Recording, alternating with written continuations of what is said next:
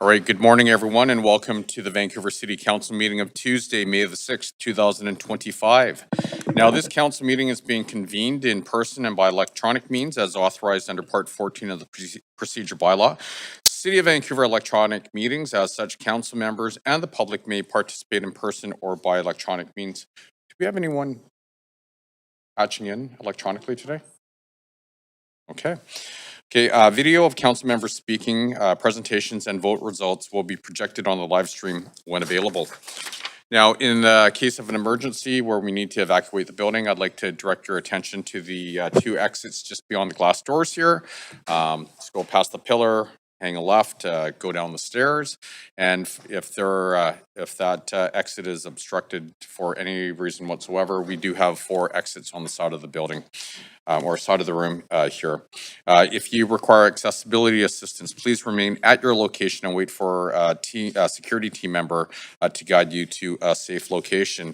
I'd also like to highlight the fact that there is a defibrillator at the end of the hallway if so needed. I would like to acknowledge that we're hosting today's council meeting on the unceded territories of the Musqueam, the Squamish, and the Tsleil-Waututh First Nations, and I do want to thank them for their generosity and their hospitality and the love and care they show this land that we get to live, work, and play on. I also do want to take a moment to recognize the incredible contributions of our team throughout the city of Vancouver, be it Vancouver Fire and Rescue Services, the VPD, engineering, ACCI, like pretty much everyone that chooses to serve our city. They are incredible. They do it with love and passion, and just so thankful to call them teammates. With that, can we please get a roll call? Mayor Sim is in the chair. Councillor Kirby Young. Councillor Dominato. Present. Councillor Bly. Present. Councillor Fry. Present. Councillor Montague is on leave of absence for personal reasons all day. Councillor Claassen. Present. Councillor Meisner. Present. Councillor Jo. Present. Councillor Maloney.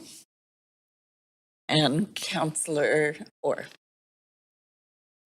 The meeting has quorum. Great, thank you very much. You know, the next thing I'd like to say, and I think I'm saying this on behalf of everyone in this council chamber, and it's with an incredibly heavy heart. Just over a week ago, our city experienced one of our darkest days ever. What was meant to be an incredibly joyful celebration of the community, of the Filipino culture and heritage during the Lapu-Lapu Day event, not this past Saturday, but the Saturday before, was shattered by a senseless act of violence. Like so many of you and individuals in the city, the province, the country, and the world, we're still trying to process the heartbreak, the shock, the anger, and the incredibly deep sadness. Pain of this tragedy has touched people across Vancouver. In fact, and we've said this before, across the region, across the province, across the country, and all over the world. And it's not just, it's touched people from diverse backgrounds, every, different faith, culture, neighborhood, socioeconomic. It's touched everyone, and we'll never forget the individuals that we lost, their names, their stories, their spirit. They are part of Vancouver's history.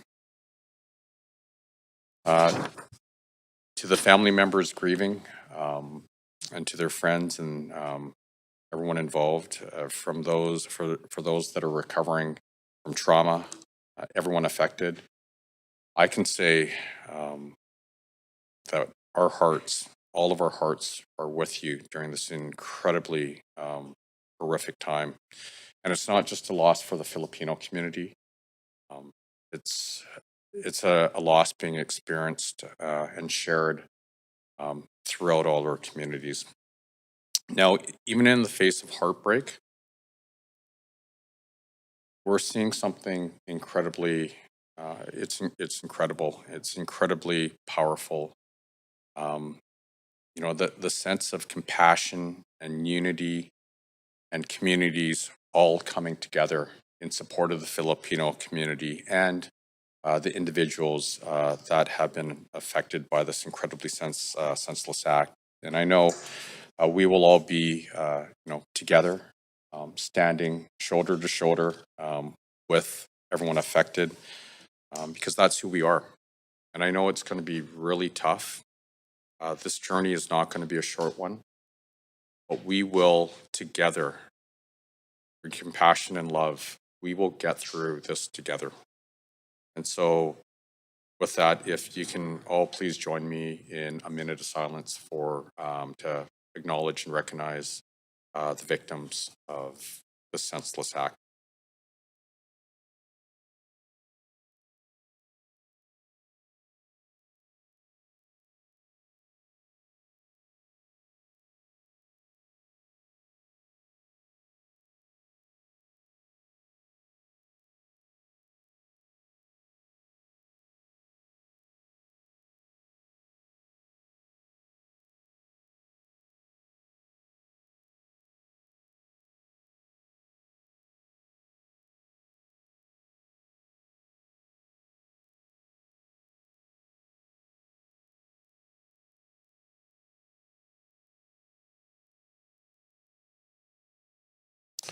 Okay, thank you, everyone.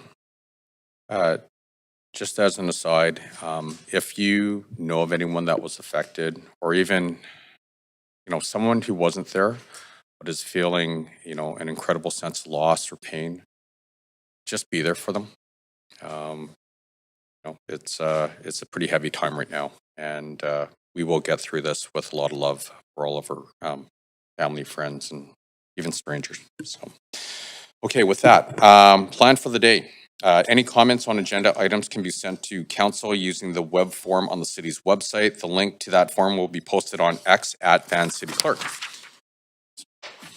I also want to note the City of Vancouver's long-standing commitment to equity, diversity, and inclusion, including the utmost respect for all genders. I do remind Council that when addressing speakers and the City's team members, we will avoid using gendered honorifics and will instead refer to the person by first and last name, role, or title. Today, we have 3 administrative items: in-camera motion, adoption of minutes and matters adopted on consent. 1 item of unfinished business, 8 reports, 16 bylaws, noting bylaw 10 was withdrawn, 4 administrative motions, notice of council member motions, new business, and inquiries and other matters. So the plan for today will be we will break at noon for lunch, followed by the in-camera meeting, return at 3 p.m. to continue to deal with the remainder of the agenda. So in camera, council is required to meet in camera later this week. The reasons and authority under the Vancouver Charter are listed in the agenda. Would someone like to move a motion? Councillor Blythe, thank you very much. Second, Councillor Meisner. All those in favor say yay. Okay. All those opposed say nay. Great, the motion carries unanimously. So minutes. Minutes 1 are from the nomination subcommittee on April the 8th, 2025. Are there any corrections to the minutes? Would someone like to move a motion? Councillor Joe, thank you. Councillor Klassen, thank you very much. All those in favor say yay. All those opposed say nay. Great, the motion carries unanimously. Minutes 2 are from the council meeting on April the 15th, 2025. Are there any corrections to the minutes? Would someone like to move a motion? Councillor Kirby-Young, seconded by Councillor Bly. All those in favor say yay. All those opposed say nay. Great, the motion carries unanimously. Minutes 3 are from the public hearing on April the 15th and the 22nd, 2025. Are there any corrections to the minutes? Would someone like to move a motion? Councillor Joe, thank you. Seconded by Councillor Orr. Thank you very much. All those in favor say yay. All those opposed say nay. Great, the motion carries unanimously. One sec here. Minutes 4 are from the council meeting following the standing committee on city finance and services on April the 16th, 2025. Are there any corrections to the minutes? Great, would someone like to move adoption? Great, Councillor Dominato, seconded by Councillor Joe. Thank you very much. All those in favor say yay. All those opposed say nay. Great, the motion carries unanimously. Minutes 5 are from the public hearing on April the 17th and 23rd, 2025. Are there any corrections to the minutes? Great, would someone like to move? Great. Great. Thank you very much. All those in favor say yea. All those opposed say nay. Great. Thank you. The motion carries unanimously. Sir Clerk, did you get who? That was moved by Councillor Kirby-Young and seconded by Councillor Clausen. Got that. Perfect. Thanks. Minutes 6 are from the Mayor's Budget Task Force Implementation Oversight Committee on April the 22nd, 2025. Are there any corrections? Would someone like to move a motion? Great. Councillor Dominato, seconded by Councillor Joe. All those in favor say yea. All those opposed say nay. Great, the motion carries unanimously. Now, matters adopted on consent. Council will now consider matters adopted on consent. We have reports 1 through 7 on the consent agenda for Council's consideration. Council may adopt the recommendations for reports 1 through 7 on consent. Does any member want to hold any of the items for debate or questions to team members? And Councillor Dominato. Thanks, Chair. I'd like to pull report 1, assignment of business license hearing panels, to move an amendment in terms of the schedule. Thank you. Sorry, you want to? Report 1, assignment of business license hearing panels for September to December 2025. Thank you very much. Okay, so seeing no one else on the list, before we consider the consent agenda, if anyone believes that they have a conflict of interest, now is the time to declare it. Does anybody wish to declare a conflict of interest? No. Okay. Okay, so we have reports 2 through 7 for the consent approval. Would someone like to move adoption of the recommendations for council? Councillor Kirby-Young, seconded by Councillor Claassen. All those in favor say yea. All those opposed say nay. Great, the motion carries unanimously. So the following have been approved on consent. Report number 2, 2025 Property Taxation DPRP bylaw, tax rating bylaws, and averaging resolutions. Report number 3, 2025 supportive housing grant capital grants. Report number 4, Vancouver Heritage Foundation Board Annual Report 2024. Report number 5, Vancouver Heritage Register Administrative Update. Report number 6, Heritage Incentive Program HIP 2024 Update and Grant Recommendation for 355 Burrard Street Marine Building. And report number 7, Capital Budget Adjustment New Park at Main and 7th Avenue. So, unfinished business. We have one item of unfinished business on the agenda today, and that's number 1, CD-1 rezoning 121 through 129 West 11th Avenue. So at the public hearing on April the 23rd, 2025, reconvening from April the 17th, 2025, Council heard the staff presentation, asked questions to team members and applicant, heard from public speakers, and closed the speakers list and receipt of public comments for this item. Council subsequently referred debate and decision to the council meeting on May 6th, 2025 as unfinished business. Council members who were absent for this item at the public hearing will need to confirm they reviewed the proceedings they missed and are therefore eligible to participate in debate, discussion, and decision. Councillors Bly, Meisner, Montague, and myself were absent for this item. Councillor Bly, have you reviewed the proceedings you missed, and will you be participating in debate, discussion, and decision? Okay, thank you. Councillor Meisner. Thank you very much. Councillor Montague, who is not here, and myself, I have not, and I will not. So would someone like to move a motion? Councillor Claassen, is there a seconder? Councillor Joe, thank you. Council members, is there any discussion? And Councillor Dominato, I see you are on the queue. Thank you, Mayor. I do have a couple of points of information through you to staff. I do want to follow up on concerns that were raised about with the proposed rezoning, shadowing of the park. And as I recall from our meeting, and I realized it was late at that time, what I understood is there could be significant shadowing with the proposed development. So part of my question is this, and I've sent it also into legal staff, is it possible for council to impose further conditions around minimizing shadowing with a possible development in terms of the built form, the design, and is that something that could be added as a condition as part of this discussion? Oh, I think we need the mic for. I'll just give you a sec. Yeah. Good morning, Council. My name is Chi Chan, rezoning planner. Councillor Dominato, thank you for the question. Staff had previously looked at this question during the course of application review and determined that given the site frontage, it's a little bit it is challenging to achieve further reductions in shadowing.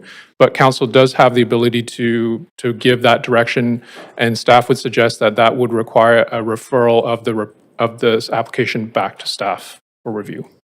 Okay. Can I just clarify on that point? Is there not a means to add it as a condition at this time as opposed to referring it back? And if it was referred back for that purpose, how long would that be? So I'm trying to, because in an ideal world, if I were to support this, I'd want to give that condition today. And I think I have in the past for previous public hearings been able to add conditions at the time of public hearing. So looking for some further guidance on that from legal or from planning or both. It is possible to issue that condition, but like I said, because of the proximity of the property right up against the park, it would be very difficult to achieve without a significant reduction in height and density on this application. So, and those changes usually would require us to really go through and relook at the floor areas and the heights again. We recommend a referral back to staff on that. Okay, I'll think about that. And then on the subject of, there were some questions about, if this is rezoned, it actually proceeding to some form of development, and what kind of conditions can council add to ensure that it does advance to some development stage? Can you just comment on that? I've sent it in writing to staff, but I think it's best that it be articulated in council as well. Thank you for that question. I'm going to defer that question to either legal, which is online, or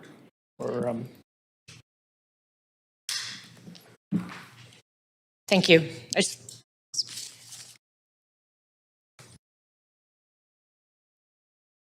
Thank you very much. Not sure if Jeff or Grant are on the call too, that can jump in as well. Yeah, I just think it should be. I am available, yeah. Thank you. Thank you. Did you want me to take the lead, Templar? Yeah, go ahead. Yeah. Yes, Councillor Dominato. So a condition could be added into Appendix B, Part 2, which would provide direction around how long a period of time there would be for completing the rezoning conditions and proceeding to council for an enactment decision. Okay, thank you. I appreciate that. Thank you. That's all my questions right now. Yeah, thanks. I have similar questions rooted in similar concerns to Councillor Dominato. So you mentioned that if council is concerned about shadowing, and if this was referred back, it may trigger a new process or a new public hearing, which is what I'm inferring from what you're saying, or a reduction in height and density. Are you able to give us any sense of the magnitude of what that reduction might be, notionally?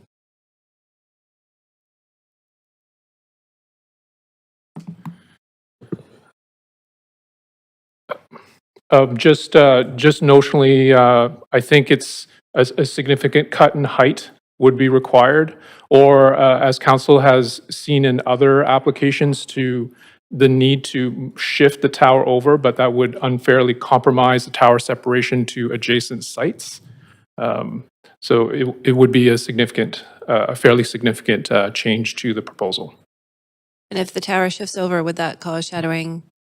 Shadowing is, because of its proximity, almost unavoidable, especially towards the 4 o'clock window, because no matter how high you make the tower, even if it's slender, it's still going to shadow the park. There may be some minimization that could, like improvements compared to the current situation, but without a significant cut in height, it wouldn't, we wouldn't see a dramatic decrease in shadowing. Okay, on the shadowing, can you recap for us? Because I don't have all my notes here. I took them home to review, but can you recap for us? I was struck by the information from staff that this would shadow 365 days a year. Can you recap the amount of shadowing and during what time periods on Major Matthews Park?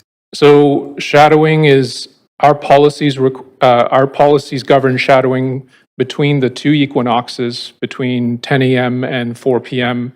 So spring, summer, and fall. That's how we try to prevent shadowing. So, But in this on this site, application, yeah. as approximately around 2 o'clock, even around the equinoxes, and that's when shadowing would begin. So the inverse of that is, from the fall equinox through the winter and the spring, there's also going to be shadowing through those periods. So 2 p.m. every day for the rest of the day, every day. Starting at 2 p.m., it's going to go, in the summertime, it improves because in the summertime, the sun, because of the sun angle, it goes across at 4 o'clock, but then by 6 o'clock, it will also tilt away from. Would we describe this as like significant or full shadowing? Partial shadowing? Overall shadowing? Qualitatively, I think it would be full shadowing. Full shadow. Okay. Okay, my next question is around, if I can, further point of information through you, Mayor, is that it's clear that this developer, obviously, council was very frustrated because they didn't participate in the process, which is unfortunate and very frustrating. They don't appear to have built anything yet. Does council have the ability to enact a condition on this, that if they don't move forward to DP or another sort of action by a certain period of time and realize these entitlements, that they would lapse? Thank you for the question. I would defer that question again to legal on that. Legal? Yes, Councillor Kirby-Young, it's Jeff Greenberg from Legal Services. The same answer that I just gave to Councillor Dominato, I think would apply to your question. There's the possibility of adding a condition in Appendix B, Part 2, which would provide for certain timeframes in terms of satisfying all the rezoning conditions and having the bylaw brought forward to council for its consideration and enactment. We believe that that could be inserted in Appendix B. Okay. So we could say, for example, just to make that kind of clear and tangible, that if the applicant has not proceeded to satisfy rezoning conditions within 12 to 24 months, whatever that might be, then their entitlements would cease? Yes, we could offer you some suggestions in that regard. Okay. I'll leave it there for now. Thanks. Thank you very much, Councillor Fry. Yeah, thanks. And some of my questions have been asked already. It was pointed out that there were a number of discrepancies in some of the renderings in the application book that still sits on Shape Your City. Has staff had a chance to review that in light of the comments that we received from members of the public regarding some of the inaccuracies in the renderings that were in the Shape Your City application? Morning, Councillor Fry, Marie Linehan, Senior Development Planner. So the discrepancies that I heard mentioned during the public hearing were about the applicant's analysis of the overall context and not relative to the subject site itself. So it's compliant relative to subject site. So the setbacks noted, dimensions for the towers, dimension for the tower, dimension for the podium, those sorts of things. But there was concern that they hadn't done a thorough analysis of the overall context. Now, what we approve will be on the subject site. There are no changes approved off the site.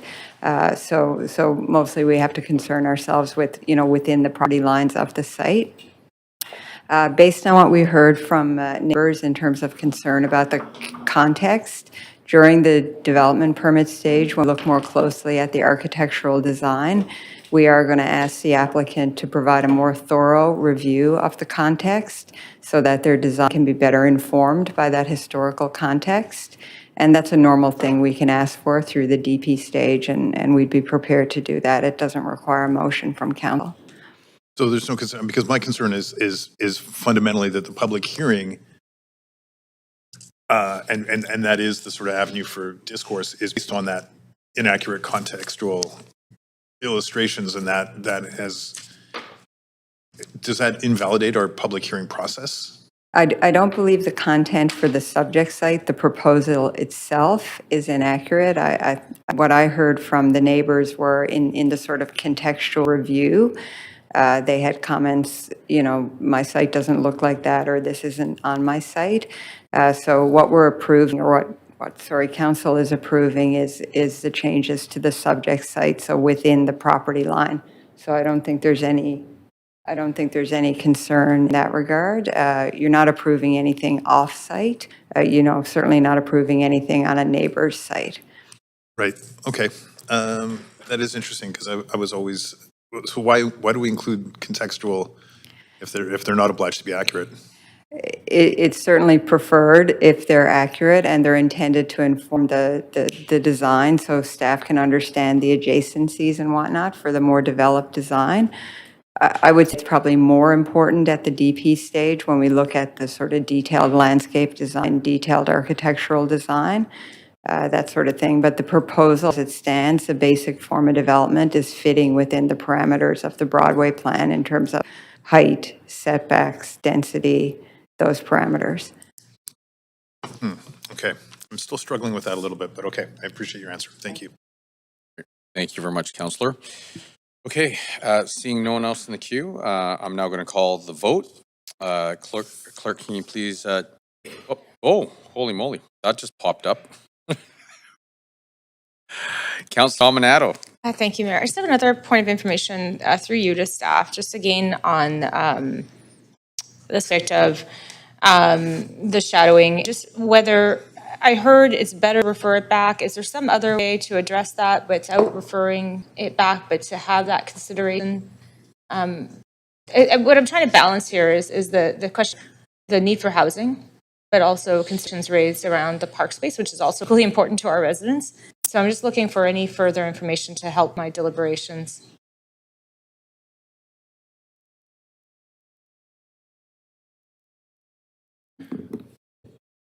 Thank you, Councillor Dom, for a question. It is possible for council to add in a condition to explore a reduction in the shadowing. However, as I mentioned before, because of its proximity to the park, it might entail significant changes in height and density. Because council is approving a bylaw essentially about height and density, but the exploration would significantly change that in order to reduce shadowing. Referring back to staff is the best way to try to figure out what that bylaw should be. An explore condition could work, but it may not necessarily result in. It's not an absolute that they can explore it, but it's not absolute that they have to do it through an explore condition. Lastly, if council wants, like under Broadway plan, a tower is permitted at this site and location. If council council supports a tower form, and the number of units that permits, this is kind of close to what you might expect, what you would get out of that.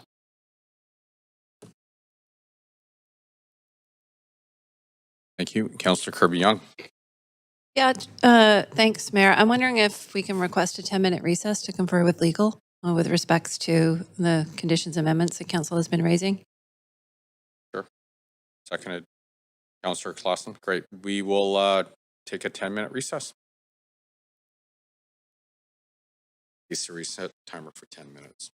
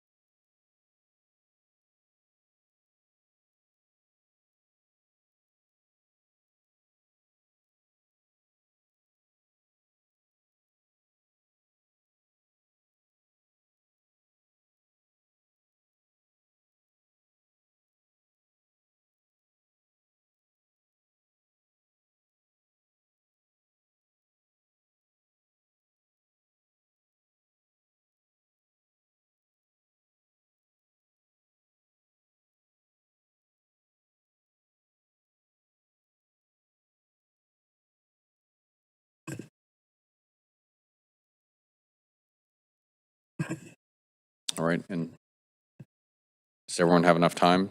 Do we have quorum? 1, 2, 3, 4, 5. Oh. Councillor Kirby Young. Actually, I'll let Councillor Dominato go. Right, Councillor Dominato. Yeah, Mayor, sorry. I'm just preparing an amendment. I just need a couple of minutes to draft that. Okay, 5 be Yes, enough? that'd be Okay, perfect. Thank you. so why don't we take another, well, does someone want to move a motion to take another recess for 5 minutes? Councillor Joe, thank you, seconded by Councillor Fry. All those in favor? I don't think Great. so. Passes unanimously. We'll take another 5-minute recess, please.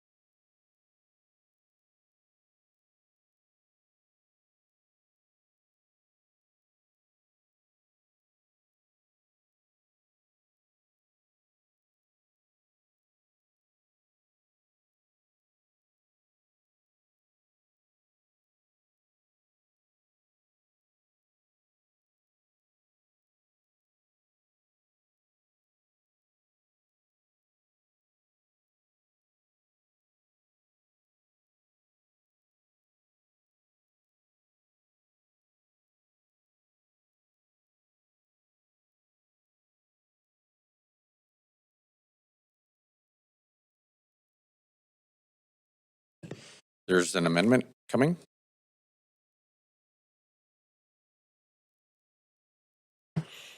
Councillor Kirby Young. Yeah, thanks, Mayor. I'd like to start by proposing an amendment, if you would like to move us to amendment queue, and I have sent this in to the clerks. So I suspect this will be the first of a couple of amendments. Just, you want to move us to amendment queue? Yep. Let's go to the amendment queue. Can we please get a seconder? Councillor Joe, thank you. Yeah, I'm going to read this into the record so that it's clear for everybody that's following along. And the amendment reads that the following be added to the conditions of approval in Appendix B, Part 2, Conditions of Bylaw Enactment immediately after the heading Agreements. And the language is that if the above conditions have not been satisfied and enactment of the rezoning bylaw has not occurred prior to the date that is 18 months following the date of council's approval in principle of this rezoning application, then the approval in principle may at such time be terminated, revoked, rescinded, or reconsidered by council in its sole discretion. And B, the rezoning application or a revised rezoning application may be required to return to public hearing and will, in any event, be brought to council for consideration and approval. And I think that the public hearing was sort of self-explanatory around why council would want to see a serious intent to proceed and build housing on this site. And so I will just leave it at that. Thanks. Thank you, Councillor Kirby Young. Is there any discussion? Okay. Oh, good. We'll give it another sec because last time I jumped the. Okay, seeing no one on the queue for discussion, we will put Councillor Kirby Young's amendment to a vote. Can we please go to the voting panel?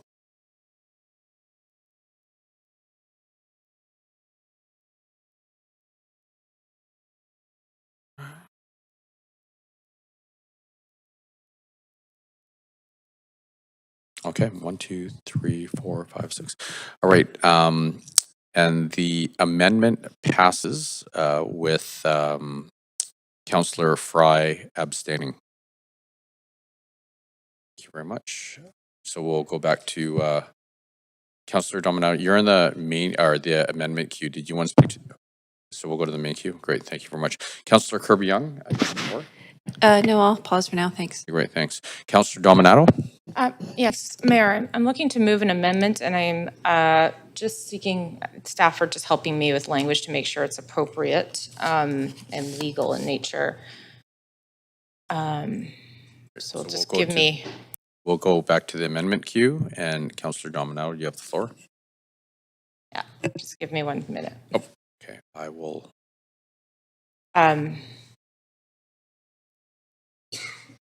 Well, I'll start speaking to it. How about that, in the interest of that dead silence? Just to briefly, I'll start, and the amendment will be circulated momentarily, is looking to move a referral of this application back to staff on the basis of looking at reducing shadowing on the adjacent park, Major Matthews Park. And it is in the interest of, and I'll wait for the language still, but balance. Thank you, Councillor Kirby Young.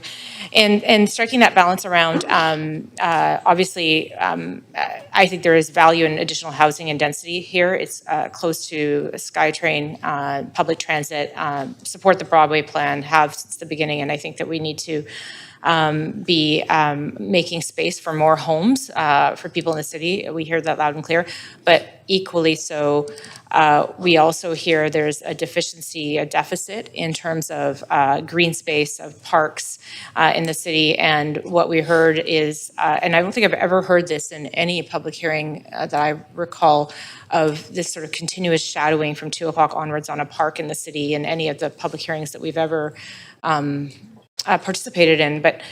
So I am going to move, and sorry, Council, I will send this to you right now. The language is that Council refer this application back to staff to explore reducing shadowing impacts on Major Matthews Park, noting that significant reductions may result in a different form of development, and to report back at a future public hearing. And so I will circulate that now to Council for your consideration. And thank you for your patience, Council. And it's coming right now. So Yep. We are in the amendment queue. I think this is the really, and also, can I continue speaking to it? Yes, It's being absolutely. circulated. I think this is actually one of the really challenging parts of governing, and is we continually hear there's conflicting, competing priorities, and absolutely, I would like to see additional housing at this site. I think there is space for it. Again, speaking to the issue of public transit and accessibility, and it does fit within our Broadway plan. But that being said, the information that we learned in the public hearing about the shadowing impacts was quite significant, and so I do think it is incumbent upon us to have staff look at that with the applicant and to see if there are ways of minimizing or reducing that. Because again, this came out loud and clear during the development of the Broadway plan, is the importance of public amenities, which includes our public parks, because for many people, that is their backyard. I think we need to remind people is that it is their backyard. Not everyone has the benefit of having a single detached home with a yard and the space to enjoy solar access. So I bring it in this amendment and referral in that spirit. Thank you. Thank you very much, Councillor Dominato. Councillor Kirby-Young. Yeah, thanks, Chair. This is a really difficult public hearing and a project because I've been a staunch supporter of housing projects and voted enthusiastically and consistently in favor of delivering new housing in the city. And I find that at this point, we're now having a consideration as council at what cost. And what we heard very clearly during the Broadway plan development process was a significant concern that has not abated with respects to the need to include additional amenities in conjunction with growth and development. And it's harder to build the new. It's really important to protect the existing. I don't think I've sat in my 6 years in council in a public hearing where I have heard staff say, I've heard them bring forward shadowing policies and impacts where it might be an additional hour, right, on the fall equinox or a summer equinox or whatever the case is. And the trade-off has been pretty clear that we've always prioritized housing over that. I've never heard staff say that we're going to shadow a park 365 days of the year from 2 p.m. every single day, ever. And I started on the park board. And I know how important those amenities are to people who, as Councillor Dominato said, it's increasingly people's backyard. And so while we're striving to achieve new public space through either land acquisition, like the park that's developing at Fur and Six, or through requirement of POPs, publicly owned private spaces, the protection of the quality of the existing amenities is really fundamental. So this is an incredibly difficult trade-off for me in consideration. It would result in a reduction in some housing units, which I fully believe can be made up on the many other sites and the projects that are coming forward in the Broadway corridor. But I think when you are next to a park, personally, that deserves special consideration. So yeah, I guess this is why we get to sit in these chairs, because we have to make these decisions on trade-offs. And I think that this is one of them. There were a number of concerns raised during the public hearing about things like impact on heritage, et cetera. I'm confident that the heritage protection guidelines apply. That will remain. Those kinds of things. We heard concerns around sewer capacity. We heard back from staff around already planned mitigation and the approach that we're taking with gray and green infrastructure to mitigate some of that. There's still pieces that move forward there. I think that was a reasonable trade-off in terms of the density and the housing. But this also comes down to mental health and ability. And if at any time we have seen the importance and the impact on a negative impact on mental health, it is this time in our city, because access to sunlight and nature is a huge part of people's mental health and well-being. And so I think it's a trade-off, and I'm struggling here, but I think it's one that's probably too great. Thank you. Thank you very much, Councillor Joe. Yeah, thanks, Mayor. So I just want to ask a point of information through you, Mayor, to the city staff. Sure. Yeah, I think Councillor Dominato asked this question earlier, but we didn't hear the answer. So just want to ask if this amendment passed, how much additional time we need, and would that trigger a new public hearing with all the public engagement, everything?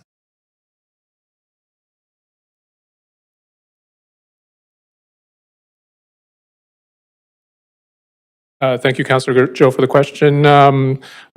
Optimistically, the earliest might be 6 months, but it depends on how flexible the applicant is in working through all of that. Okay, so if there will be a major change for the form of development, it will eventually taking longer.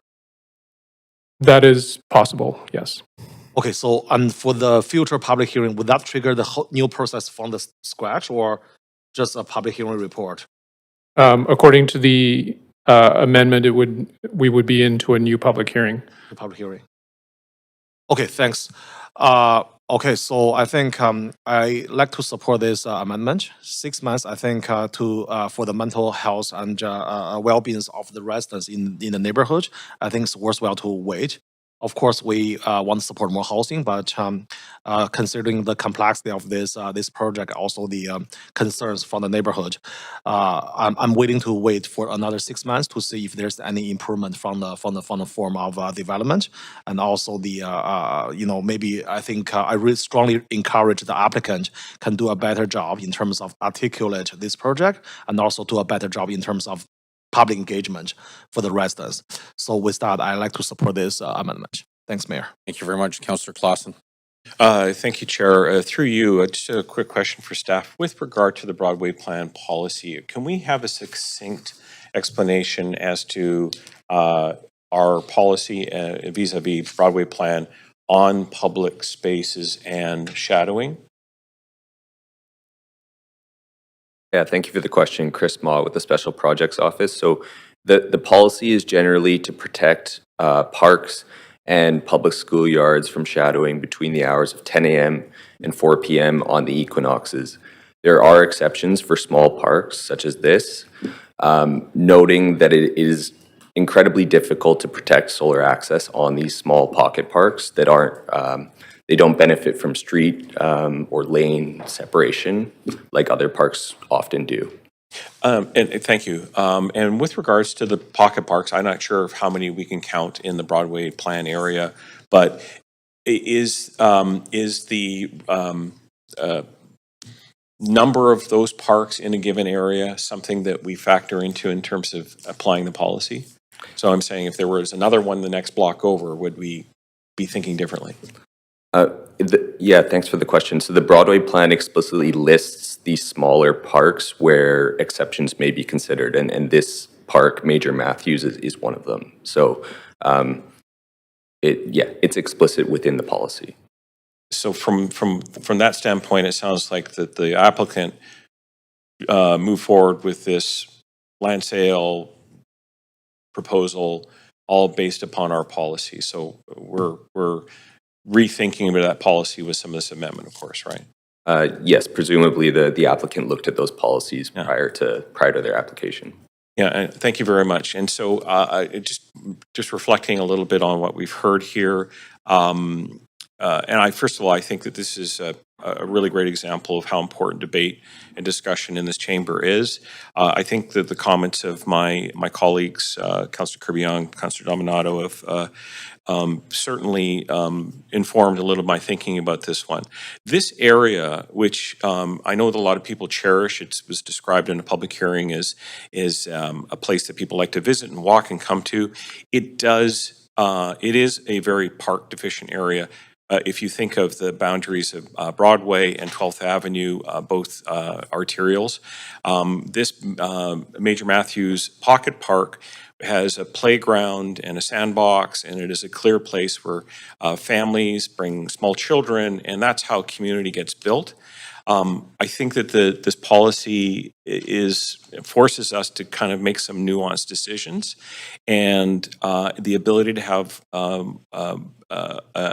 better quality experience in that park, unfortunately, becomes an overarching consideration in this vote.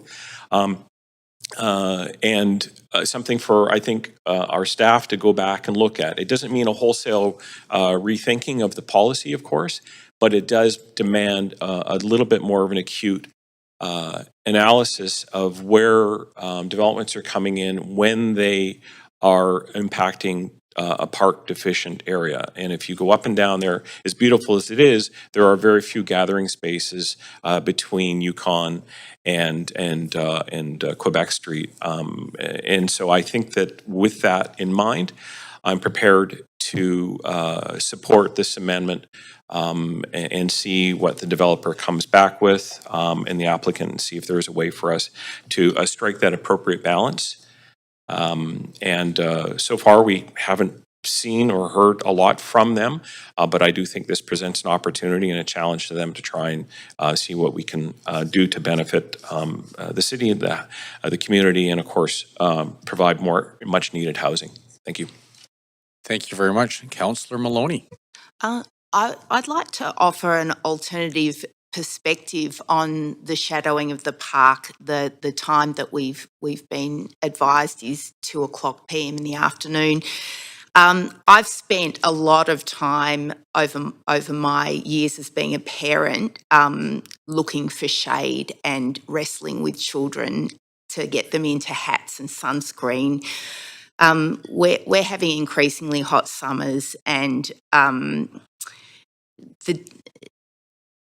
there is a lot of seeking shade. And I know just from my time in as the chair of Lord Roberts Elementary School PAC, one of the things that we struggled with was the lack of shade and how extraordinarily difficult it is to get shade sails and other shade structures installed.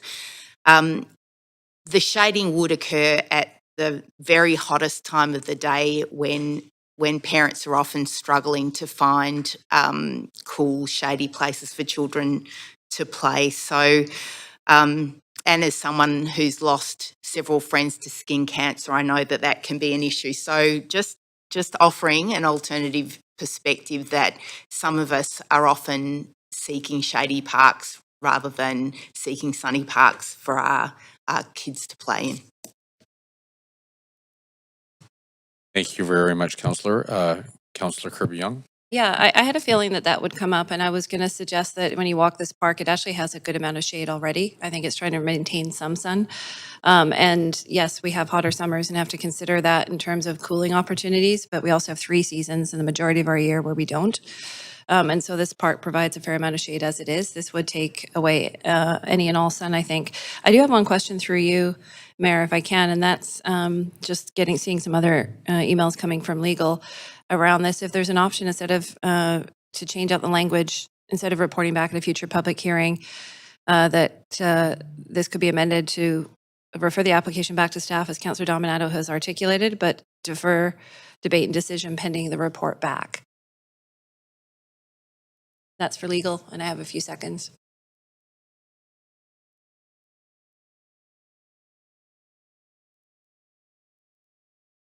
Yes, Councillor Kirby-Young, I've looked at the suggestion, and I provided some alternative wording, but I believe what you're proposing would be fine. It would be a deferral of this decision for debate and decision again at some future time without necessarily requiring a public hearing, depending upon the report back by staff. Okay, I'd like to propose an amendment to the amendment, Chair, if I can, if you want to move us to an amendment. Can we go to Amendment Q2?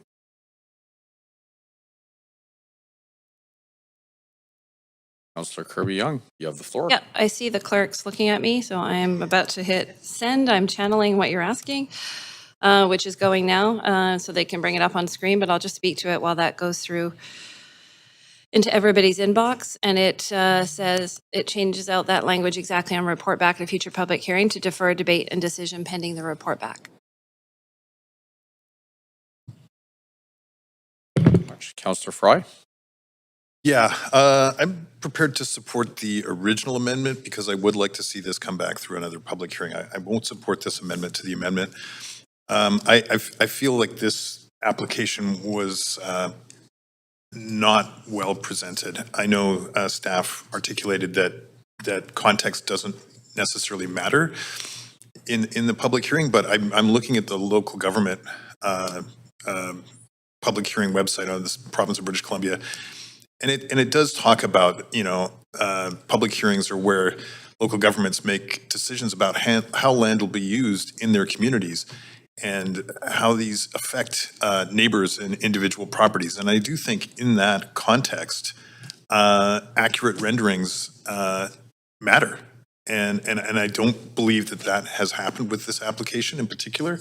I think the impacts on Major Matthews Park notwithstanding even shadowing, just the egress and ingress are significant. And I think that, frankly, I support the idea of referring this and coming back for another public hearing. I don't want to give this a pass to just come back without more rigor. So I won't support this amendment. Great. Thank you, Councillor Fry.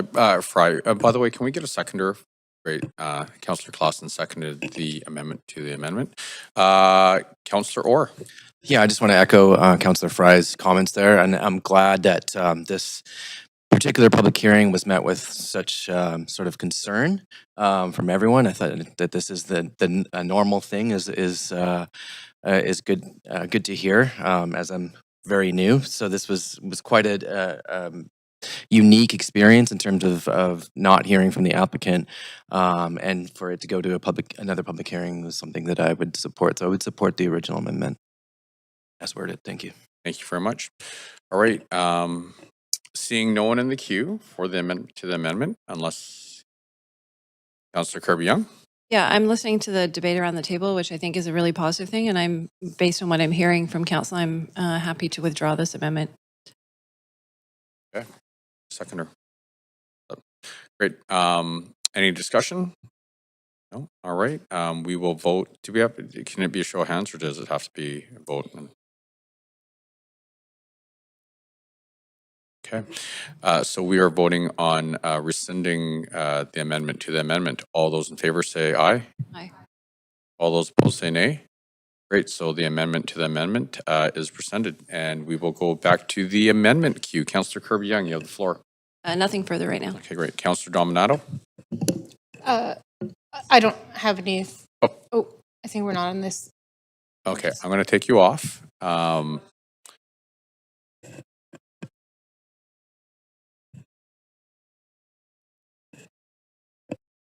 Yeah. Yeah.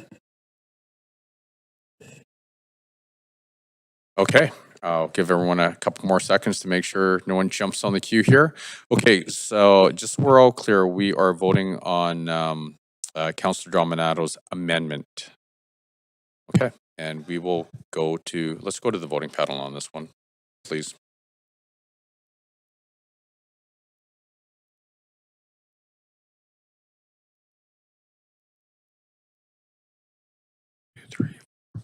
Okay, and the amendment passes with Councillor Maloney in opposition. Great. So now we will go to the main queue. Great. Councillor Dominato. I have nothing further. Okay, great. So we'll advance. Give everyone a couple more seconds. All right. Seeing no one in the queue, we are going to now vote on the motion as amended. So if we can please go to the voting queue.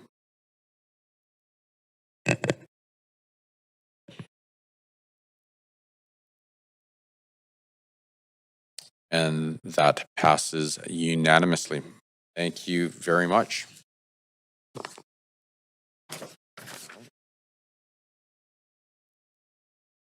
So we will now go to reports. Oh, actually, wait a sec. That makes sense. Do we have?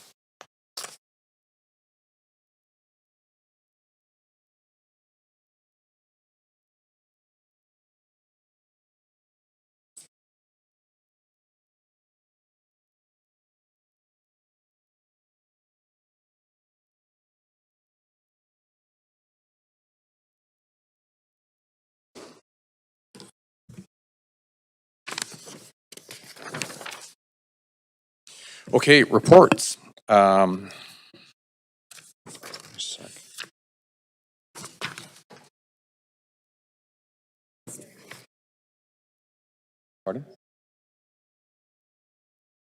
There you go. Okay. Sorry, I scored an own goal. I already adjusted my paper. Got it. Okay. You know what, what was messing me up was the public hearing stuff that came. Okay, got it. Thank you. Okay, sorry about that, everyone. Okay, so the first report we have is report number 1, assignment of business license hearing panels for September through December 2025 and changes to business license hearing panels for May through July 2025. Now, before we begin this agenda item, if anyone believes that they have a conflict of interest, now is the time to declare it. Does anybody have a conflict of interest? And Councillor Dominato, I'm assuming that's not you, just, okay, great. So Councillor Dominato, you held this item, you have up to 5 minutes to ask questions of team members. Thanks, Mayor. And I am simply moving an amendment to the report, and it's simply to amend the schedule because I have civic business on this July 16th. It takes me out of the city. So it's that Councillor Dominato replace Councillor Meisner for the business license hearing on July 15th, 2025, and that Councillor Meisner replace Councillor Dominato, Dominator, for the business license hearing on July 16th, 2025. Sorry, typo. The Dominator? That was a typo. Love it. And I believe Councillor Meisner has agreed to this. Great, thank you very much. Councillor Meisner. Yeah, I'll second that and just state that I am happy to replace Councillor Dominator at that business license hearing, or Dominato, whatever works. Awesome, thank you very much. And surprisingly, there are no speakers for this item. So with that being said, so moved by Councillor Dominato.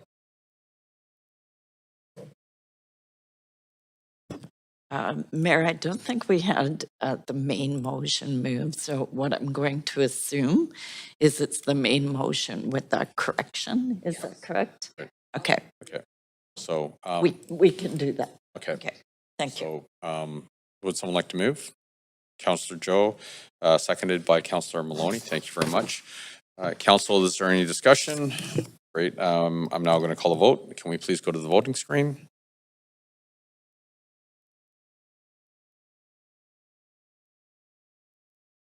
Great. And that passes unanimously. Thank you very much. Now that completes report number 1. The next report we have is report number 8, small-scale pharmacies in Chinatown. Now, before we begin this agenda item, if anyone believes that they have a conflict of interest, now is the time to disclose it. Would anybody like to disclose a conflict of interest? I'm seeing no one in the queue. Great. This item does not have a presentation. Council members, you have up to 5 minutes to ask questions of team members. Are there any questions? Councillor Joe. Okay, there we go. Thanks, Mayor. So thanks, staff, for preparing this report. I just have some questions regarding this good neighbor policy. Do we do this good neighbor policy right now on those pharmacy store? Okay, they are doing that already. So Ben, so we need to turn on your audio.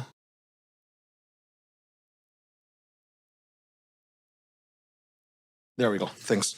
Ben Pollard, Chief Strategy Officer. So yes, we are.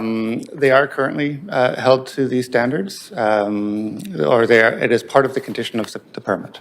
Okay, and this good neighbor policy will be reviewed on a 2-year basis. Yeah. So basically, it is when they are given their permit, they have to abide by these throughout the term of their 2-year. Okay, and this report saying that we're going to have a stronger enforcement of this good neighbor condition. What does stronger enforcement mean? So basically, we were looking to make it both more explicit, but also to add stronger enforcement mechanisms around the impact of not staying within the good neighbor conditions. Okay, and what are the consequences if the stores did not meet the good neighbor policy in the future? So that can be considered as part of the renewal of a DP, which is the mechanism under which they get there. So basically, if they do not comply, there's possibility to shut down the store. No. Yes. So it can be considered as part of the Directors of Planning conditional approval. Okay, thank you. And another question, what I heard from the community is, I think a couple of months before this report has become public, there's one store has been approved for license, 523 Main Street, which is not in the appendix on those lists. Can you explain that? 523 Main Street. Oh, that was in the process at the time of this being created. That was in the time, they had applied to move that location. And so that's why it's not in there. So it would apply to that one as well. Okay, so the license has been approved for that I store. think that was that the 6 months? Yeah, so they were extended on a short-term basis, so they got a 6 months instead, yeah. Okay, so then basically the Appendix A should have 12 Yeah. small-scale pharmacies instead of 11. Okay. Okay, I'll leave it here, so I might come back to the queue later. Thanks. Thank you very much, Councillor Kirby-Young. Yeah, thanks staff for the report. I know this has been an issue of concern in Chinatown. I just want to see if I understand this correctly. I'm looking at page 3 of the report and the staff recommendation with the 400-meter guideline. Am I understanding correctly that staff are recommending that guidelines be changed that would apply to any new applications moving forward, but not to the existing, and that means then that and I'm sort of quoting here, it says that small-scale pharmacies should not be located within 400 meters of a property line of existing pharmacy or small-scale pharmacy. The existing radius exceeds, around Main and Kiefer exceeds that, and currently by 10 pharmacies. So you're saying that basically 10 could just pop up at their will and there's without No, consequence? that is for the existing 10. If someone were to come in and try and do a new one, so if those ones lapse, then there would be an opening in that space.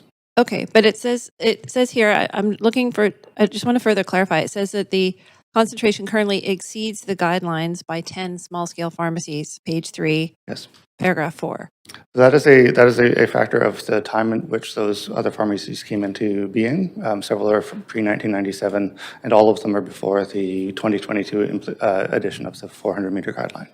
So when they came in pre-1997, they were... There was no location guideline right. at that. Yeah. So they were not conforming to... They were. It's still a conditional use, so they still do need to be part of it moving forward. But it isn't do you want to speak to the new versus old? Can I put it a different way? Were these 10 approved at the time? Yes. Okay. Yeah.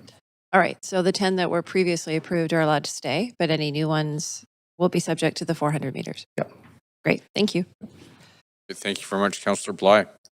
Thanks very much, and appreciate the work from staff on this. I just have a couple of questions. One is specific to those that have been identified in Appendix A.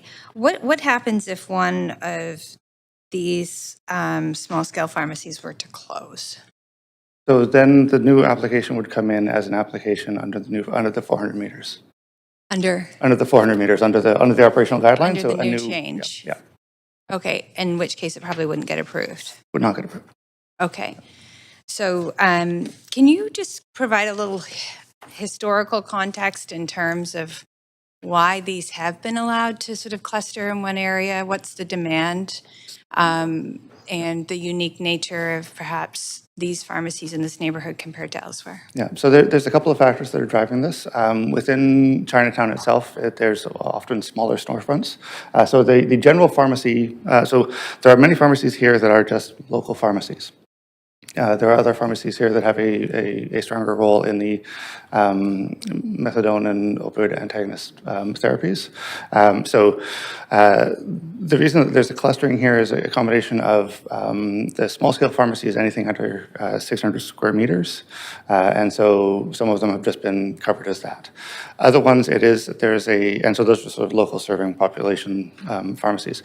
Other ones would have been there because of the need for or demand for methadone clinic and other alternate prescriptions. Okay, that's helpful. So, right, there's an element of harm reduction that is being served. We also recognize that there are some bad actors in some of these, and I'm not going to go further than that because, so I just want to acknowledge that that's a problem. Yes. Also want to acknowledge this is really tackling concerns that sort of the radius is around Main and Kiefer, which is very much in Chinatown, except that 400 meters outside of Main and Kiefer is very much not Chinatown. Yes. Correct? Yes. Okay, so we're going to be shutting down potentially, should they So, close so and not all, reopen? all we're asking for here, so is. I'm just going beyond like this year. I'm like looking at 2 or 3 years. So my question is, have we consulted Vancouver Coastal Health and other, Hastings Crossing BIA or even Strathcona BIA, recognizing that they are outside of the 400-meter radius, and if the demand is still there, they're likely to see more demand in their BIAs for small-scale pharmacies? Yeah, so the 400 meter was adopted by council in 2022, and those discussions happened at that time. All we're asking for in this process is, so the Director of Planning can always, under the existing guidelines, allow for where there's an essential health service need to ignore the 400 meters, or basically say, even though that you're within 400 meters, you're serving a particular need that this community or population needs. Okay, so what's the difference between what we're seeing right now in the opioid crisis and some future demand or need that doesn't exist now? I just want to be very clear about what that criteria would look like, just responding to what the questions are in the community. In terms of whether this will have impact on those within the downtown east side area as opposed to outside of Chinatown? Yeah, just people being able to access the medication. Yeah, That so they need. so that will still be an ongoing process of what the Director of Planning will consider in terms of the applications outside of the HA1 and HA1A areas. So they will still be looking at what the overall service needs are in that area. And if there is an incredible demand in that area for those types of services for harm reduction or for other reasons, Okay. those would still be allowable under this. Okay, and so, recognizing we are seeing sort of more problematic occurrences and dynamics maybe within Chinatown, has staff contemplated changing the radius of 400 meters to ensure that Chinatown is sort of, if we're able to respond appropriately to the concerns that Chinatown has without reaching into other areas of the city that have a much higher demand of. Yeah, so this will cover Chinatown without a problem. So, No, I'm asking, would you reduce the radius to say? There's two different factors at play here. So one is the overall 400 meters applies to anywhere within the city beyond the essential health service requirement. So what this report is asking is for council to say, for the HA1A and HA1 areas only, that should be the priority. It should not have any impact on those that currently are in the downtown east side, and it doesn't have any direction to the Director of Planning around shifts, other shifts outside of the Chinatown heritage area. I'm sorry, we're at time. Great. Thank you. Councillor Orr. Yes, thank you for that, Councillor Bly. Pretty much asked all my questions as well. Just noting my concern in terms of the harm reduction element and losing any of that, considering we are in a drug poisoning epidemic, as well as like further concentrating these services in one area. Probably now would be towards the east, towards Strathcona, is what Councillor Bly talked about. So I do share those concerns of Councillor Bly. But you made clear that the 400 meters, that's kind of like non-negotiable. You won't look at reducing that. Within the Chinatown district area, we would, what the proposal is in front of council here today is to apply that strictly within the HA1 and HA1A areas of Chinatown. Anything beyond that limited scope, there's always discretion for the Director of Planning to consider the needs of the neighborhood. So it'd be like a special application to. They would put it in, it would be considered on the basis of what the full range is. So this will only, so what we're asking here today is for this to only apply to Chinatown, given council's direction around the cultural district framework and some of the challenges that are coming up out of these areas. Anything beyond that would still be held to the general guidelines that are in place today, which has the 400 meters unless there's an essential health service that is required for the neighborhood. Okay, yeah, I think that clears up some of my concerns. Thank you. Thank you very much, Councillor Dominato. Thanks, Mayor, and thanks for the report. I was curious in the context of doing this review, because right now, in terms of these small-scale pharmacies, we're talking bricks and mortar. places. If through any of your conversations or work that you did, it came up that that Vancouver Coastal Health, as I understand it, eliminated their outreach teams in past years that would have done more mobile service. And I'm just curious if that came up in any discussions that you had. I have a request in to get more information on that. But I understand that from speaking with a number of housing providers that that service hasn't been in place for a number of years. And I was just curious if that came up in any of your work. It didn't in this particular case because we were focused just on the Chinatown aspect of it, but we can get more information on that. Yeah, I mean, I can probably put the request through the city manager's office, but it is something I'm interested in learning more about, and particularly in the context of access to services. Because albeit important to have bricks and mortar spaces, and I appreciate what this is trying to achieve, but a lot of people won't go in person. So I'll leave my questions there. Thank you. Thank you very much. Councillor Meisner. Yeah, thanks very much, Mayor. Question around the conditional use. So it's subject to the 400-meter restriction is the proposal. But my question is there a neighborhood notification process within that? Within the general process? Within the new guidelines you're proposing, will there be neighborhood notification? It was same process generally overall. It's just all that would happen is with this is that the considerations for the Director of Planning in looking at the conditional permit will be a stricter look at the 400 meters as the primary driver. Okay, so can you just remind me what that notification process looks like? Would you like yeah. Hi, thank you for the question, Corey O'Kell, GM of Development Buildings and Licensing. So upon application, notifications go out to the community, and then we take that, I don't know exactly, like then we would I guess my question is it residents, businesses, all of the above that are notified? Yes. What is the radius of that notification, and how do you collect stakeholder comments? we gather the stakeholder comments back either online or like through the notification through our project facilitator or coordinator, and then we coordinate those comments and look at them when we're assessing the application. Okay, so if serious concerns were raised, for example, say by merchant association or local businesses about a particular proposal, is there a mechanism for that to not move forward based on that stakeholder engagement? We would take them into consideration, yes. Okay. Okay, thanks for clarifying. Thank you very much. Councillor Fry. Yeah, only just to ask some clarifying questions, just because I think there's a little confusion around. So first off, just to be clear for everyone, that HA1A and HA1 is basically not Hastings Street with the exception of Carnegie and the Royal Bank. Yeah. Those are the only two Hastings. So everything else.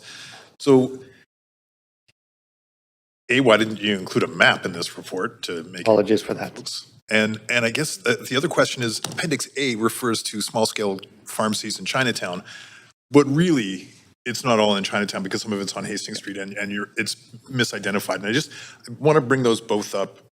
That is correct, right? It's a bit of a mislabeling. It's a bit of a mix. Yes, it's based on, it's a bit of a miss for the name. It is the small-scale pharmacies that are within the 400 meters of the location. Exactly, yes. And I just wanted to kind of highlight that because I appreciate the work and I, full disclosure, I do frequent my pharmacist is in Chinatown and I support local Chinatown businesses because I live in the area, so I'm very alive to this particular file, but I just want to ensure that, get that qualification. Thank you. Thank you very much. All right. Seeing no one else in the, sorry, Councillor Joe? Oh, no. No, okay. I'm going to advance you out of there. Okay, so that's question queue. Okay, Council, we will now hear from registered speakers. Public speakers should state whether they are in support or in opposition of the recommendations and may only speak once. I will also ask speakers if they are residents of Vancouver if it's not noted on the speakers list. Our only public speaker is David Wong. Oh, hi. Am I on? You are on. Please go ahead. Oh, wait. Yes. Good morning, Mayor and Councillors. My name is David Wong. I'm a director of the VCMA. I'm a resident of Vancouver. I'm also the owner and operator of Corning Drugs Pharmacy. VCMA has already sent a letter to this, so I'm not here to speak of that today. I am in support of this recommendation, and but why I have to what I want to say is that I'm here to speak on behalf of the patients and community that frequents Chinatown businesses. Because allowing more small-scale pharmacies in the concentrated area, I believe, will bring more chaos and disorder, which goes against the objective of revitalizing Chinatown. And I have to admit, I have been fearful to speak up because generally I'm a quiet person and I don't like confrontation. But I refuse to live in fear anymore. I say this because I've seen how the methadone clinic next door at 523 Main has impacted my patients, mainly seniors. Some live in Chinatown, some from other places. Since they opened last year, we have been seeing a dramatic increase in the drug users loitering outside in the morning and afternoon while waiting for the clinic to open and take their turn to see the doctors. They're smoking glass pipes and they leave garbage, behind. Now, especially when they, are on the drugs before they see the doctors, then they're bent over, laying on the street. And I'm worried about, the seniors that come in with their strollers, the ones using canes. I mean, just to see their family doctors, they have to, try to get past and navigate through this maze. If they fall, what about them? These people have rights as well. And that's why I'm here to, talk on their behalf.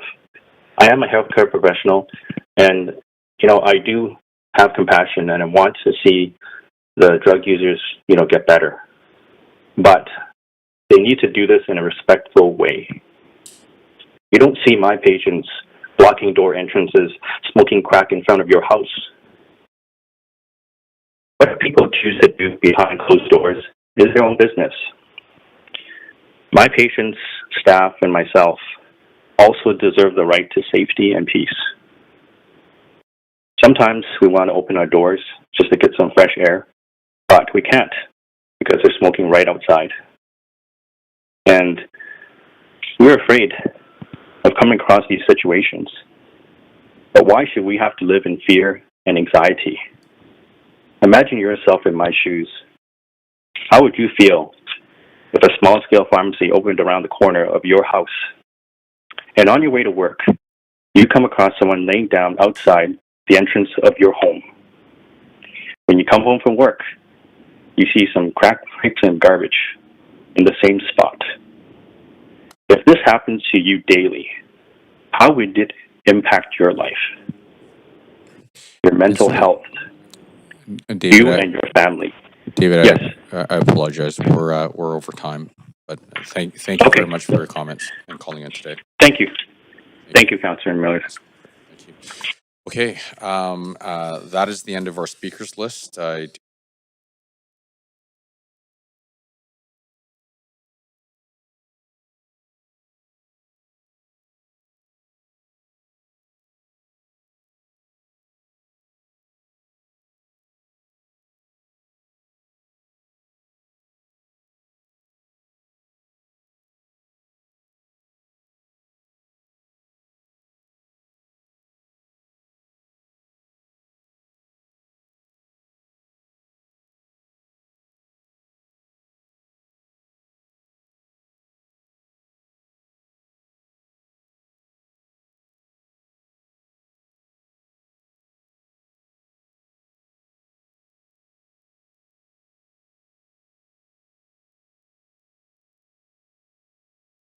Of the health services, but about the impact on the neighborhood character, public realm, and economic diversity. There are 11 small-scale pharmacies already operating within the 400 meters radius near Main and Kiefer Street. I think there's one more, which is not even in this report, was approved a couple months before this report became public. This is far beyond the intent of these existing guidelines. And while these pharmacies serve important needs, of course, and with this high concentration undermines the Chinatown Cultural District framework, which we approved in June last year to restore Chinatown's vibrancy, cultural identity, and economic health. So let me be clear. So this report does not propose banning all those small scale pharmacies, and it is not about anti-harm reduction. So instead, I think staff made a very good recommendations to targeting the guideline revisions for the HA1 and HA1A zones, reinforce these 400-meter separations rules to prevent further clustering, and also ensuring that stronger enforcement, which we definitely need for these good neighbor conditions, so such as managing the lineups, maintaining the storefronts area. Chinatown is a unique cultural district with deep historical roots. The current clustering of the pharmacy does not align with our goals for a vibrant, welcoming, and diverse neighborhood. This measures approach ensure that existing pharmacies continue to be operating while we prevent further situations and uphold the district's broader community and cultural vision. I really, look forward to the future report back because I think in this report, staff will return with revised guidelines for adoptions. So this will allow us to take practical and community-informed steps without compromising access to necessary health services. And also, again, I want to emphasize these recommendations from staff are not about anti-harm reduction. There are enough pharmacy stores in this neighborhood. So with that, I support the staff recommendations and believe this strikes a right balance, protecting the cultural fabric of Chinatown while ensuring a responsible regulation of small-scale pharmacies. At the same time, also make sure that we provide essential services to the most vulnerable people in our neighborhood. Thank you. Thank you very much. Councillor Meisner. Yeah.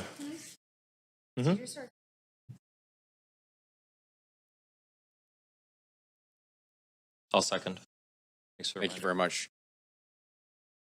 Yeah, thank you, Mayor, and thanks, Councillor Bly, for that reminder on moving the report. I'm grateful that we are addressing this issue.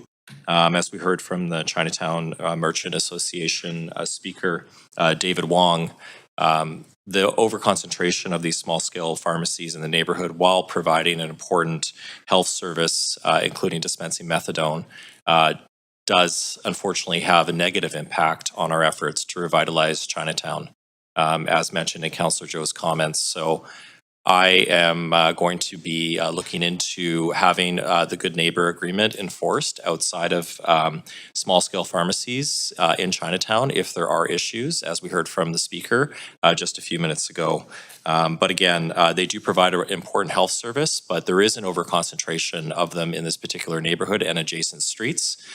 So I'm glad that we are putting some guidelines into place to ensure that we can balance the need for these health services with the need to continue to revitalize Chinatown. Thank you very much, Councillor Kirby-Young. Yeah, thanks, Mayor. I appreciate the report from staff and the clarification on the questions. Many will remember that I moved the Uplifting Chinatown motion, and I'm really grateful it was an ongoing, long, and I would say at times arduous process around getting to a point where we acknowledge that we need to revitalize our historic neighborhoods, and we can do that in conjunction with supporting our most vulnerable neighbors in the downtown east side, but that both were equally important. And I'm really happy that that work has been resourced, and we're starting, it's got a dedicated staff team to it, and we're starting to see it pay off in the community. It's incredibly heartwarming as you walk through Chinatown and you hear the traditional sights and smells and the sounds, to see people now lining up to go and enjoy some of the local food establishments, to be excited to go out during the daytime or the evening, to be back kind of discovering and enjoying Chinatown again, because we only have one historic Chinatown. I think that the theme that we hear commonly in the city right now is that balance has been lost. And I think that this report strikes the appropriate balance with recognizing the existing amount of small-scale pharmacies that we have, with the need to maintain that balance between people wanting to go down and feeling comfortable and doing business, comfortable in visiting Chinatown, getting the services they need, and compassion and support for folks that are needing the services in the neighboring downtown east side community. So I think this does strike that balance, and I think that's a word that we all kind of around the council table need to keep in mind, that we have different goals that we're trying to meet here and to sort of keep our communities in harmony and keeping them vital and revitalized, because that was certainly not the case a number of years ago, and we're starting to get there, but we still have more work to do in Chinatown, and this is part of that process. So I think I appreciate the report from staff, and I will support it as it is. Thank you.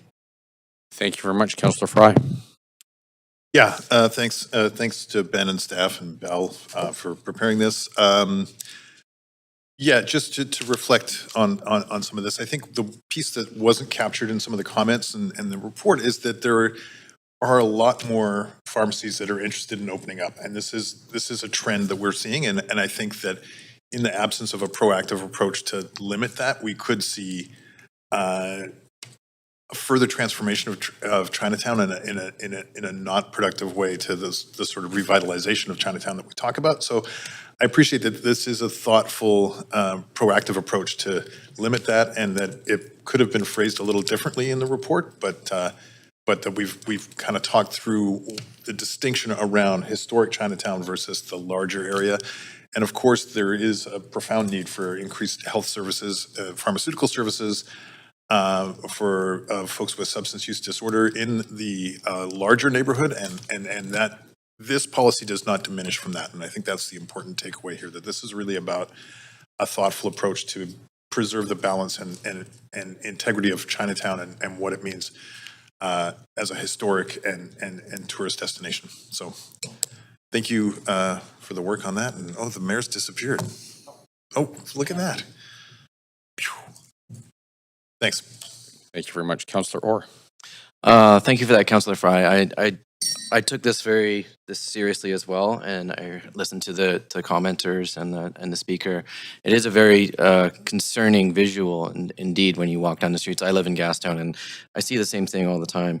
I'm just worried about when we talk about things like chaos and its visual sort of component to it, that we're kind of missing the fact that chaos to me means 7 people a day dying in BC. So when we're talking about balance, that's the balance that I'm thinking of. Is this is an emergency, and I understand all the concerns. When we're talking about balance, I also have the concern is that what we're doing with this is we're actually achieving the opposite. We're actually going to be concentrating these services further, not lessening the concentration. We're actually going to be concentrating these further in one area of around Main and Hastings or Strathcona or further in. So I feel like this has the actual opposite effect of what it intends, which is concerning. When we're talking about, I don't mind what people do behind closed doors, that's fine, but there's 4,000 homeless people on the streets. There is no closed doors for so many people.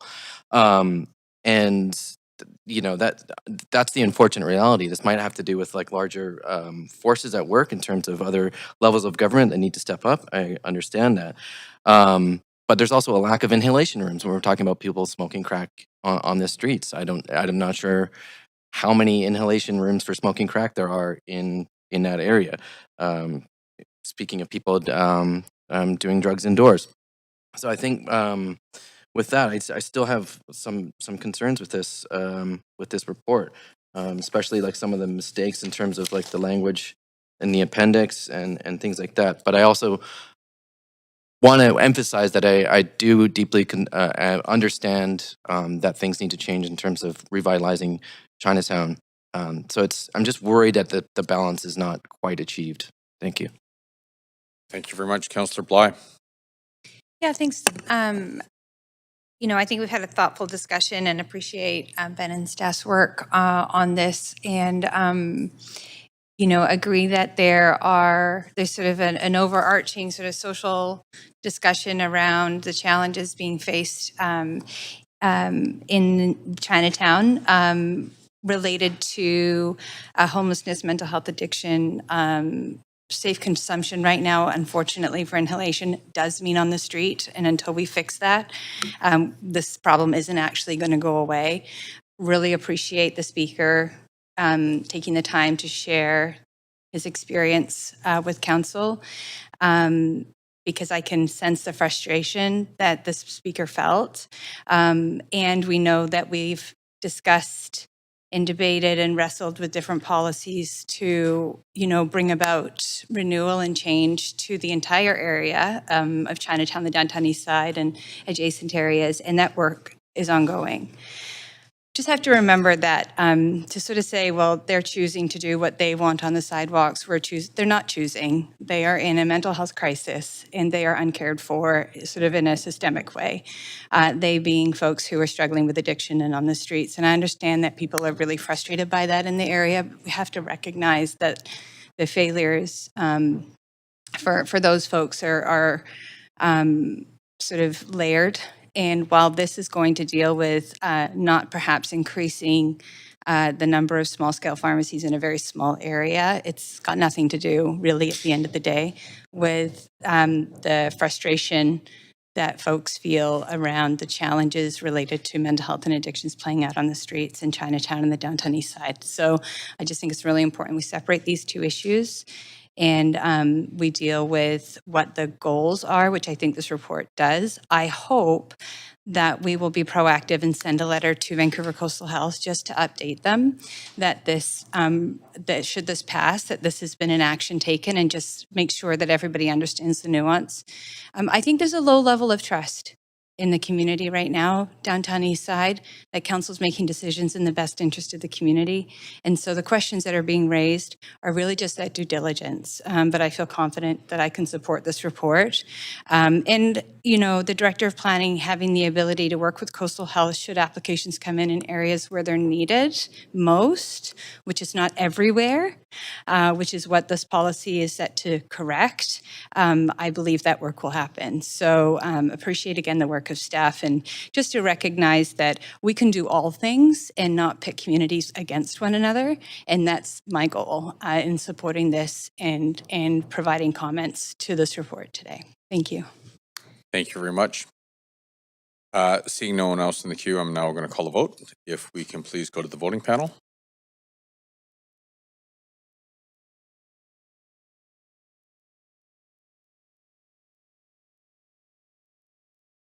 Councillor Orr. Great. And that passes unanimously. Thank you very much. And that completes report number 8. So moving on, we're now in the bylaw section of this meeting. We have 16 bylaws on the agenda for enactment. However, bylaw number 10 has been withdrawn. Before we begin this agenda item, if anyone believes they have a conflict of interest, now is the time to declare it. Does anyone have a conflict to disclose? Right, and seeing no one put up their hands. Council members who were absent for the meetings related to public hearing and enactment bylaws must confirm that they have reviewed the proceedings of the meetings, including the video clip, to be eligible to vote. Bylaw 3 was from the public hearing on September the 24th, 2024. Councillors Maloney and Orr were not on council at the time of the public hearing. I was absent for this item at the public hearing. Councillor Maloney, have you reviewed the proceedings and will you be voting on the enactments? Okay, great. Thank you very much. Councillor Orr? Okay, great, thank you. And I have not, and I will not. Bylaw 4 was from the public hearing on April the 17th, 2025. Councillors Meisner, Montague, and myself were absent for this item at the public hearing. Councillor Meisner, have you reviewed the proceedings and will you be voting on the enactment? I have not and I will not. Okay, and I have not and I will not. Bylaw 5 was from the public hearing on October the 17th and 19th, 2023. Councillor Dominato was absent for this item at the public hearing. Councillors Maloney and Orr were not on council at the time of the public hearing. Councillor Dominato, have you reviewed the proceedings and will you be voting on the enactment? Thank you. Councillor Maloney? Great, thank you. Councillor Orr? Thank you very much. Bylaw 6 was from the public hearing on November the 26th, 2024. Councillors Bly, Dominato, and myself were absent for this item at the public hearing. Councillors Maloney and Orr were not on council at the time of the public hearing. Councillor Bly, have you reviewed the proceedings and will you be voting on the enactment? Great. Councillor Dominato? Thank you. Councillor Maloney? Thank you. Councillor Orr? Thank you, and I have not, and I will not. Bylaw 7 was from the public hearing on June the 13th, 2024. Councillor Montague and myself were absent for this item at the public hearing. Councillors Maloney and Orr were not on council at the time of the public hearing. Councillor Maloney, have you reviewed the proceedings and will you be voting on the enactment? Councillor Orr? Great, and I have not, and I will not. Okay. Bylaws 15 and 16 are subject to the approval of bylaw 14. Therefore, we will vote on bylaw 14 separately. Would someone like to move a motion to adopt bylaw 14? Councillor Dominato, seconded by Councillor Klassen. Council, is there any discussion? Seeing none, all those in favor say yay. All those opposed say nay. Great, the motion carries unanimously. Would someone like to move a motion to adopt bylaws 1 through 9, 11 through 13, 15, and 16? Councillor Dominato, seconded by Councillor Joe. Council, is there any discussion? Seeing none, all those in favor say yay. All those opposed say nay. Great, the motion carries unanimously. The list of approved bylaws can be found on the city's website. Administrative motions. Number 1, 2025 tax levies for provincial schools. Before we begin this agenda item, if anyone believes that they have a conflict of interest, now is the time to declare it. Does anyone have a conflict to disclose? See, Councillor Kirby-Young, you're on the queue. That's for something separate. Okay, thank you. Council, are there any questions to team members? Councillor Kirby-Young.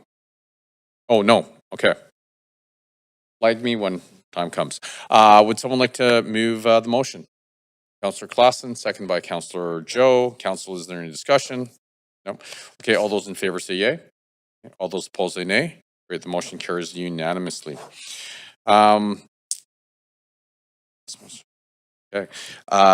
Number 2, 2025 tax levies for South Coast British Columbia Transportation Authority, or TransLink. Before we begin this agenda item, if anyone believes that they have a conflict of interest, now is the time to declare it. Does anybody have a conflict they want to disclose? All right, seeing none. Council, is there any questions to team members? No? Would someone like to move the motion? Sorry, who moved the first one? Councillor Kirby-Young, seconded by Councillor Councillor Klassen. Sorry, my head was moving back and forth. Is there any discussion? No? Okay, all those in favor say yay. All those opposed say nay. Great, the motion carries unanimously. Number 3, the 2025 tax levies for the BC Assessment Authority. Before we begin this agenda item, is there any conflicts that anyone wants to disclose? No, seeing none. Council, are there any questions to team members? Would someone like to move a motion? Councillor Meisner, seconded by Councillor Dominato. Council, is there any discussion? Seeing none, all those in favor say yay. All those opposed say nay. Great, the motion carries unanimously. Number 4, the 2025 tax levies for Municipal Finance Authority of BC. Does anybody wish to declare a conflict? Seeing none. Council, sorry? Move adoption. Okay. Okay, Councillor Kirby-Young, seconded by Councillor Meisner. Would some, no, we did that. Is there any discussion? All right, seeing none, all those in favor say yay. All those opposed say nay. Great, the motion carries unanimously. Okay, we are now at the notice of council member motions. Are there any notices of council member motions for upcoming standing committee meetings? Reminder to please state the title of the motion and the date of the standing committee meeting on which you intend to move the motion, and be sure to send the title and date to the standing committee, of the standing committee meeting by email to the city clerk. Councillor Kirby-Young. Yeah, thanks, Mayor. I have one notice of motion co-submitted by myself and Councillor Dominato. It is entitled Reducing Home Demolition Waste in Vancouver, and it is for the May 21st Standing Committee. Thank you very much. Councillor Fry. Yeah, I have a notice on motion for May 21st Standing Committee titled Places to Be and Places to Go. Okay, now I'm interested. Thank you very much, Councillor Fry. I guess we'll find out. Councillor Orr. Yes, I have a motion titled Honoring Trey Helton, renaming Ashtray Alley for, I think, May 22nd. I'm not sure. May 21st, sorry. Thank you. Thank you, councillors. Thank you very much. And I have another one as well called Increasing Funding for Vital Community Libraries, also for May 21st? I'm not sure how that works. Yeah, okay. May 21st, is that correct? Great, awesome. Thank you very much. Any other notice of motions? From Councillor Orr? Sorry.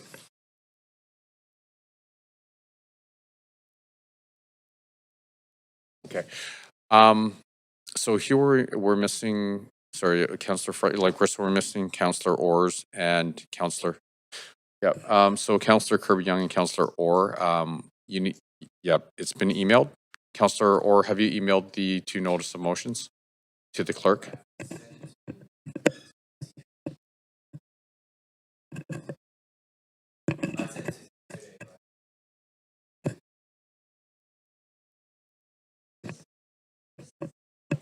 Yeah, just the title. Okay. We'll take our time. Don't worry. Let's make sure it gets on the docket there. So, clerk, do we have everything we need now, or are we still waiting? So we're good. It's not going to get bounced. All right. If count. Okay. Yeah. So I can proceed. Okay. Awesome. We just want to make sure everyone gets their fair. Okay, new business. We have one item of new business on the agenda today, and that's requests for leaves of absence. This motion has been circulated to council at the beginning of the meeting and is available on the screen. There we go. Okay, so if everyone can just take a look to make sure it accurately, represents any LOAs that you've requested. Okay, with that, would someone like to move the motion? Councillor Klassen, seconded by Councillor Bly. Council, is there any discussion? All right, we're going to vote on it then. All those in favor say yay. All those opposed say nay. Great, the motion carries unanimously. Council, are there any other items of new business? I don't see anyone on the queue. I'm going to give you another moment. Okay, we are going to inquiries and other matters then. Council, are there any inquiries or other matters? And Councillor Dominato, do you have the floor? Yes, thank you, Mayor. A couple of inquiries. Just following on my comments earlier when we were hearing dealing with small-scale pharmacies, I am hoping the City Manager's Office could reach out on our behalf to Vancouver Coastal Health with inquiry about their outreach teams that we're working in the downtown core and the downtown east side, particularly in supporting doing outreach, medical outreach into supportive housing. I understand from meeting with a number of providers that service doesn't exist anymore, or it was scaled back quite a bit. So I'd just be interested in a report back from Vancouver Coastal Health on the nature of their outreach teams that we're supporting our supportive housing, and particularly supporting residents around a range of medical and health issues. Thanks, Councillor. Yeah, happy to pass on that request. Great, thank you. Thank you for. And then I have one more inquiry, and it is just in the interest of the tragic events a week and a half ago. If staff could just verbally provide an update on the 3 different reviews that are underway and how that will the information will come back to council in terms of recommendations. And I ask it because last night, the mayor and I were at the Burnaby Mass in honor of victims and injured, but there was also a community discussion. And I know when we were at LMLGA last week as well, there's a number of local governments who are interested in, they're starting to look at their own policies and procedures, but I know they'll be looking, they're very interested in our reviews and recognizing I think there's more than one sort of review underway. And so I just thought it'd be timely if our city manager could just comment and provide an update. Yes, certainly. So as directed by the mayor, we are currently working with the Vancouver Police Department to scope a review that we would be conducting jointly around what happened in this particular incident, the existing regime that we have for planning and permitting special events, the extent of planning that was done for this event, and then any recommendations that come out of that, both in relation to special events, but also to more broadly management of the public realm. And the risk that's posed by vehicle incursions into other pedestrian spaces. So we will be reporting back to council on the scope of that review within the next week approximately. So that will give you a sense of kind of what the scope of that is. And as I mentioned, that will be we'll be working jointly with the Vancouver Police Department, because that process is a collaborative process where our teams do work very much together day to day. With respect to the province, as council knows, the premier has made reference to convening an independent commission to look at event safety. At this point, we don't have any terms of reference or any further indication of who that commissioner will be.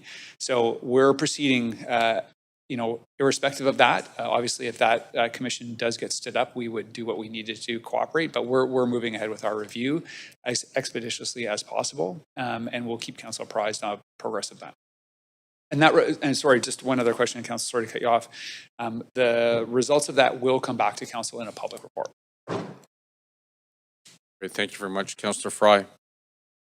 Yeah, I just want to acknowledge that yesterday was Red Dress Day, National Day of Awareness for Missing and Murdered Indigenous Women, Girls, and Two-Spirit People.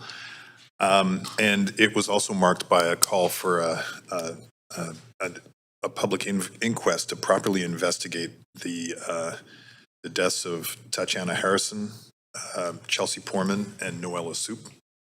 And I think it's important to recognize our role as a city and where we need to do better. And we have repeatedly called for doing better on murdered, missing women and Indigenous girls.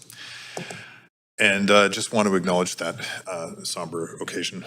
And I'll leave it at that. Actually, I have another inquiry about.